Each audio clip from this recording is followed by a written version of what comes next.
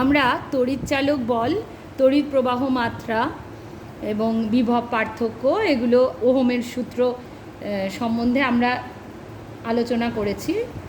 তো আজকে প্রথমেই একটা প্রশ্ন নিয়ে আমরা শুরু করব, আলোচনা করব। কীরকম প্রশ্ন? না, দেখাও যে একটি তড়িৎ কোষ যখন বহির্বর্তনীতে তড়িৎ প্রবাহ পাঠায় না, তখন কোষের দুটি পাতের মধ্যে যে বিভব প্রভেদ সৃষ্টি হয় তা ওই কোষের তড়িৎচালক বলের সমান হয়। ডেফিনিশন ওয়াইজ এই কথাটা আমরা এর আগে বলেছি, কিন্তু এখন আমরা এর ব্যাখ্যাটা আলোচনা করব। তো এখানে দেখো একটা তড়িৎ কোষ ড্র করা হয়েছে, যেখানে ধনাত্মক দিক, ঋণাত্মক দিক, এ এবং বি দুটি তড়িৎ দ্বার, এবং ভেতরে সক্রিয় তরল রয়েছে। ক্যাটায়নের মুভমেন্ট এ পাতের দিকে, অ্যানায়নের মুভমেন্ট বি পাতের দিকে, এবং কারেন্টের মুভমেন্ট অর্থাৎ এফসি বোঝাচ্ছে। তো চিত্রের সাহায্যে দেখানো হচ্ছে যে একটি তড়িৎ কোষে এ আর বি দুটো ধাতব পাত, যারা সক্রিয় তরলে আংশিক নিমজ্জিত। তাহলে এ পাতে উচ্চ বিভব, বি পাতে নিম্ন বিভব সৃষ্টি হয়েছে। তাহলে এক্ষেত্রে দুটো বল ক্রিয়াশীল। নাম্বার ওয়ান, কিউ আধানের উপর ক্রিয়াশীল বল, যেটা kiwi, Q R E vector যেহেতু দিকের উপর নির্ভরশীল, কিউই, যা কিউ আধানকে ই তড়িৎ ক্ষেত্রে এ থেকে বিতে নিয়ে যায়। কিউ আধানকে এ থেকে বিতে নিয়ে যেতে যে কৃতকার্য, সেটা কিউই অর্থাৎ এফই সমান সমান কিউই। নাম্বার টু, আধান জমা এবং আধানের ডিসচার্জের হার যখন সমান হয়, অর্থাৎ আধান যতটা জমা হচ্ছে, অর্থাৎ যেদিকে ধনাত্মক আধান জমা হচ্ছে এবং এদিকে ঋণাত্মক আধান জমা হচ্ছে, এবং তার ডিসচার্জ অর্থাৎ সেটা তত মাত্রায় ডিসচার্জ হয়ে যাচ্ছে, তার হার যখন সমান হয়, তখন কিউ আধানকে নিম্ন বিভব থেকে উচ্চ বিভবে নিয়ে যাওয়ার জন্য প্রয়োজনীয় বল, অর্থাৎ আধান জমা এবং আধানের ডিসচার্জের হার সমান হলে কিউ আধানকে নিম্ন বিভব বি থেকে উচ্চ বিভবে নিয়ে যাওয়ার জন্য একটা প্রয়োজনীয় বল দরকার হয়। সেই বলটা হলো এফসি। এই এফসি বল দ্বারা কৃতকার্য হচ্ছে ডাব্লিউ, সেটা হচ্ছে এফসি ইন্টু ডি। তাহলে এফসি ইন্টু ডি হচ্ছে এফসি দ্বারা কৃতকার্য। সুতরাং একক আধানের জন্য কৃতকার্য কত হবে? ডাব্লিউ বাই কি FC into D divided by Q. একে আমরা এপসাইলন চিহ্ন দ্বারা প্রকাশ করতে পারি। ঠিক আছে, আবারও বলছি, কিউ আধান নিয়ে যাওয়ার জন্য কৃতকার্য যদি ডাব্লিউ হয়, তাহলে একক আধানের জন্য কৃতকার্য হবে ডাব্লিউ বাই কিউ। তাহলে FC into D by Q, সেটা হচ্ছে এপসাইলন। এই এপসাইলন হচ্ছে কি?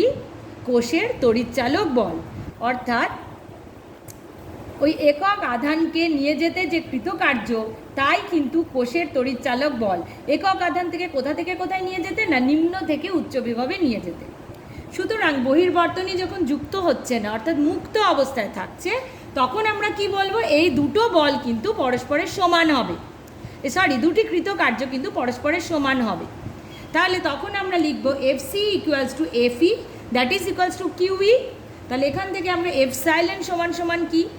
FC into D divided by Q. ঠিক আছে, তাহলে এফসি ইন্টু ডি কে উই ক্যান রাইট কি? এফসি ইন্টু ডি কে আমরা লিখতে পারি কিউ ইন্টু ইডি। এই যে এফসি ইন্টু ডি, এটাকে আমরা লিখতে পারি Q into ED divided by Q, সেটা ইকুয়ালস টু লিখতে পারি ইডি, অর্থাৎ কিউ ক্যান্সেল আউট হয়ে গেল, ইডি। দেখো তোমরা, Q into D divided by Q equals to ED সমান সমান কি? ভি কেন? না, ভি হচ্ছে এ এবং বি পাতের মধ্যে বিভব পার্থক্য। তাহলে আবারও বলছি, বহির্বর্তনী যখন যুক্ত না হচ্ছে, অর্থাৎ মুক্ত বর্তনী থাকছে, তখন কি হচ্ছে? এফসি আর এফই এই দুটো বল পরস্পর সমান হচ্ছে। সেটার মান কিসের সাথে সমান হচ্ছে? Q into E. তাহলে এখন এফসাইলন সমান সমান কি? FC into D divided by Q. FC into D divided by Q, সেটাকে আমরা লিখতে পারি, এফসির বদলে লিখতে পারি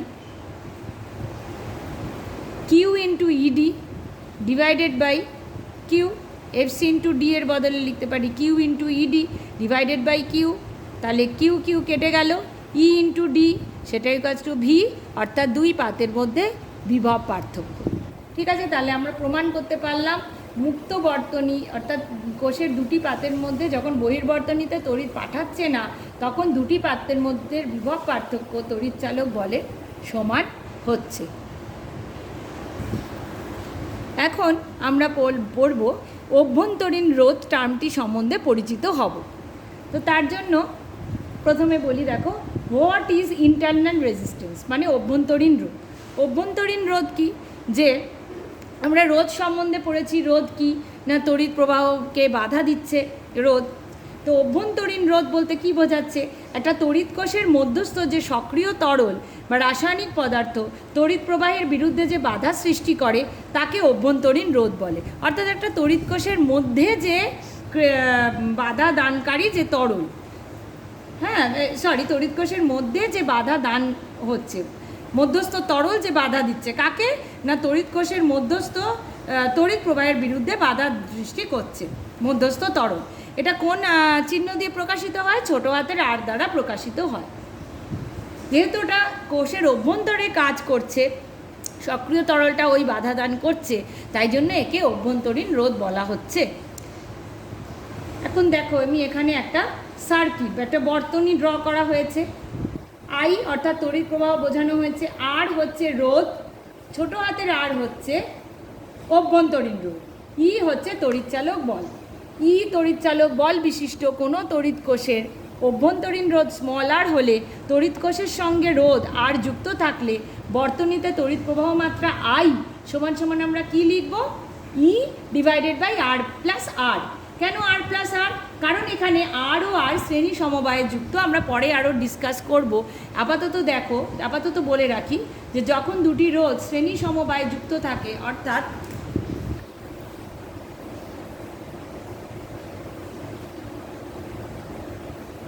মনে করো R1 এবং R2 শ্রেণী সমবায় অর্থাৎ পাশাপাশি এইভাবে একটি প্রান্তের সঙ্গে একটি প্রান্ত যুক্ত থাকে, তখন তাদের যে তুল্য রোধ হয় সেই তুল্য রোধ সমান সমান কী হয়, ওদের সমষ্টি।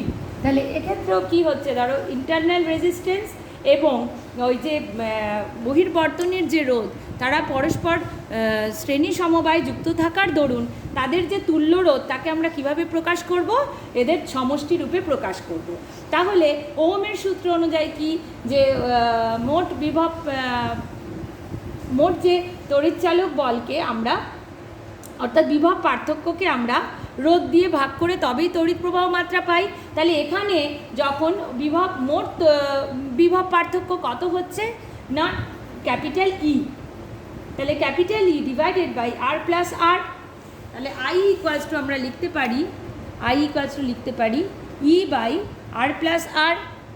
সেখান থেকে ই সমান সমান আমরা কি লিখব, ই সমান সমান লিখব আই আর প্লাস আই আর। কীভাবে হচ্ছে আবার বলি, আই সমান সমান কি, বর্তনীর তড়িৎচালক বল ডিভাইডেড বাই বর্তনীর মোট রোধ। বদ্ধ বর্তনী হচ্ছে কিন্তু এক্ষেত্রে কিন্তু বদ্ধ বর্তনী। তাহলে এখন ই ইকুয়ালস টু কী লিখব, আই দিয়ে এটাকে গুণ করব, তাহলে আই আর প্লাস আই আর। আবার আমরা জানি ভি সমান সমান আই আর, অর্থাৎ কোষের প্রান্তীয় বিভব প্রভেদ। ভি হচ্ছে কি, কোষের প্রান্তীয় বিভব প্রভেদ। বহির্রোধের মধ্য দিয়ে অর্থাৎ এই বহির্রোধের মধ্যে দিয়ে একক ধনাত্মক আধানকে ধনাত্মক থেকে ঋণাত্মক তড়িৎদ্বারে নিয়ে যেতে যে কৃতকার্য তাই হচ্ছে ভি। তাহলে ভি সমান সমান আই আর। তাহলে ইকে আমরা লিখতে পারি আই আরের বদলে ভি লিখতে পারি ভি প্লাস আই আর। তাহলে আবার ডিফারেন্সটা আমি মনে করিয়ে দিই, বহির্বর্তনীর রোধের মধ্য দিয়ে যে বহির্বর্তনীর রোধের মধ্যে দিয়ে যে আধানকে নিয়ে যেতে যে কৃতকার্য তাকে বলা হচ্ছে ক্যাপিটাল ভি, ঠিক আছে। আর কোষের অভ্যন্তরে আধানকে ঋণাত্মক তড়িৎদ্বার থেকে ধনাত্মক তড়িৎদ্বারে নিয়ে যেতে যে কৃতকার্য তাকে বলা হচ্ছে আই ইন্টু আর, অর্থাৎ ছোটো হাতের ভি বলেও একে প্রকাশ করা যায়। একে আমরা এর বদলে লিখতে পারি ছোটো হাতের ভি দিয়েও প্রকাশ করতে পারি। তাহলে আবার একবার এই ছবিটা মনে করে নিই। তড়িৎ কোষের অভ্যন্তরে একটা একক আধানকে যখন তড়িৎ কোষের অভ্যন্তরে যখন একক আধানকে ঋণাত্মক তড়িৎদ্বার থেকে ধনাত্মক তড়িৎদ্বারে নিয়ে যেতে হচ্ছে, তখন যে কৃতকার্য তাকে বলা হচ্ছে ছোটো হাতের ভি, সেটা সমান সমান আই ইন্টু আর। আর ক্যাপিটাল ভি হচ্ছে বহির্রোধের মধ্য দিয়ে ধনাত্মক আধানকে ধনাত্মক তড়িৎদ্বার থেকে ঋণাত্মক তড়িৎদ্বারে নিয়ে যেতে যে কৃতকার্য তাকে বলা হচ্ছে ক্যাপিটাল ভি। তাহলে E equals to V plus I R. তাহলে আই আর ইকুয়ালস টু কি, এদিকে সমীকরণের মতো ই মাইনাস ভি, অর্থাৎ আমরা লিখতে পারি ভি সমান সমান I into small r equals to E minus V. এখন এই যে ই মাইনাস বি, এই পরিমাণ, এই যে বিভব প্রভেদটাকে একে বলা হচ্ছে যে নষ্ট ভোল্ট বা লস্ট ভোল্ট বা অভ্যন্তরীণ বিভব পতন। কেন বলা হচ্ছে না, অভ্যন্তরীণ রোধের কারণে সংযুক্ত বর্তনীতে কোষের তড়িৎদ্বারদ্বয়ের বিভব প্রভেদ হ্রাস পাচ্ছে। তাহলে কারণ কি, এই আই আরটা কিসের জন্য তৈরি হচ্ছে না, ওই অভ্যন্তরীণ অর্থাৎ সক্রিয় তরলের বাধা দানের জন্য, অর্থাৎ অভ্যন্তরীণ রোধের জন্য সৃষ্ট হচ্ছে। এই পরিমাণ যে বিভব প্রভেদের ডিফারেন্সটা হচ্ছে, অর্থাৎ ই থেকে যে কমে যাচ্ছে খানিকটা বিভব প্রভেদের যে ডিফারেন্সটা হচ্ছে, সেটা কিসের জন্য হচ্ছে, কারণ হচ্ছে ওই আই আরের জন্য হচ্ছে। অর্থাৎ ওই অভ্যন্তরীণ রোধের কারণে বিভব প্রভেদ হ্রাস পাচ্ছে। কতটা হ্রাস পাচ্ছে, আই আর পরিমাণ হ্রাস পাচ্ছে, তাই জন্য একে বলা হচ্ছে নষ্ট ভোল্ট বা লস্ট ভোল্ট। এখন মুক্ত বর্তনীর ক্ষেত্রে যখন তড়িৎ প্রবাহ না হচ্ছে, মুক্ত অবস্থায় রয়েছে, তখন এর মধ্যে দিয়ে তড়িৎ প্রবাহ হচ্ছে না, অর্থাৎ তখন বলা হচ্ছে যে মুক্ত বর্তনী থাকলে বলা হচ্ছে যে ওর মধ্যে দিয়ে তড়িৎ প্রবাহ হয় না, অর্থাৎ বর্তনীটি মুক্ত অবস্থায় থাকে। এখন আদর্শ কোষের অভ্যন্তরীণ রোধ কত, কি বলবে?